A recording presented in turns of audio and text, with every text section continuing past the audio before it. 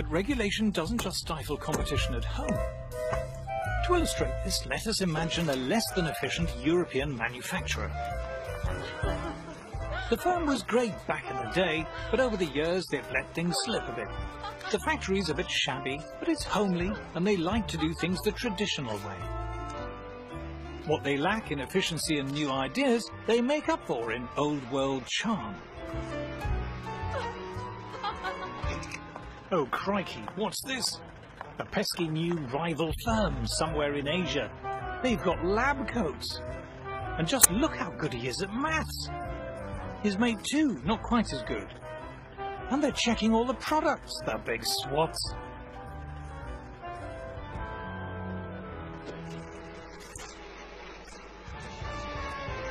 At our Euro firm, the products haven't changed much in a while. And what's the point of a fancy new machine when you can give customers the hands-on personal touch? It seems to have worked all right in the past. Oh, but look at the Asian fellas. Their umbrellas have clever sci-fi buttons to make them open. Oh, what? The buttons make them come down too. How do they even do that? Our Euro firm faces a tough choice. Do they tidy up the factory, buy some lab coats and give everyone calculators? Or do they get the next train to Brussels?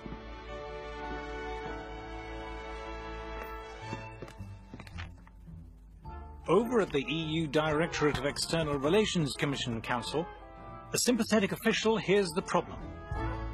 These blasted Asian brollies are better and cheaper. Aha! This is just the kind of abuse the EU was set up to tackle. The official comes up with 3 brilliant solutions. 1. Tariffs.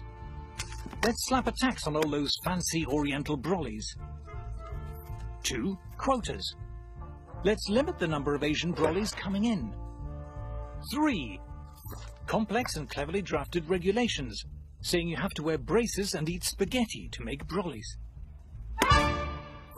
With protectionism, you are basically trying to protect industries that otherwise wouldn't do very well in a competitive environment.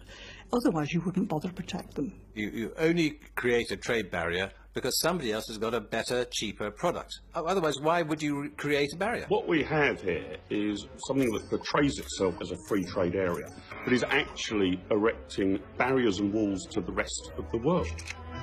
Our inefficient manufacturer is delighted. But how about the rest of us? If you are propping up and sustaining inefficient ways of doing business, then the people who suffer are the customers.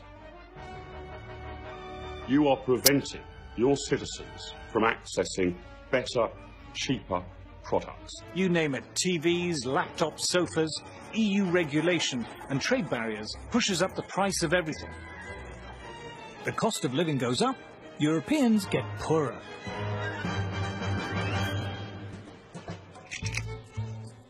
But it wasn't just manufacturers who sought protection. Farmers like it when food prices are high. So when a French farmer, say, finds that African farmers are beginning to sell their produce in Europe, he's not happy. Our EU Commissioner knows the routine. Tariffs, quotas, regulations, saying you need to wear berets and drink Ricard to grow food. This is particularly pernicious for African producers of food, who find that they face a big tariff barrier when trying to export to Europe. Now that's bad for them because they can't earn money, and it's bad for British consumers because their food costs more. But not content with trade barriers, farmers wanted the EU to drive food prices still higher. To that end, the EU bought gigantic amounts of agricultural produce and simply allowed it to rot, creating an artificial shortage which pushed up prices. These were the famous wine lakes and butter mountains. In northern France, part of the so-called butter mountain. The British say that heaps of butter like this are indefensible follies. The French say they're necessary and completely sensible. It didn't take long for people to wise up to the absurdity of it. And not just its absurdity, its immorality, frankly. All this is rotten for us consumers. Because of the EU, for decades, food and drink has cost far more than it should. It adds between 10 and 20% to the cost of food.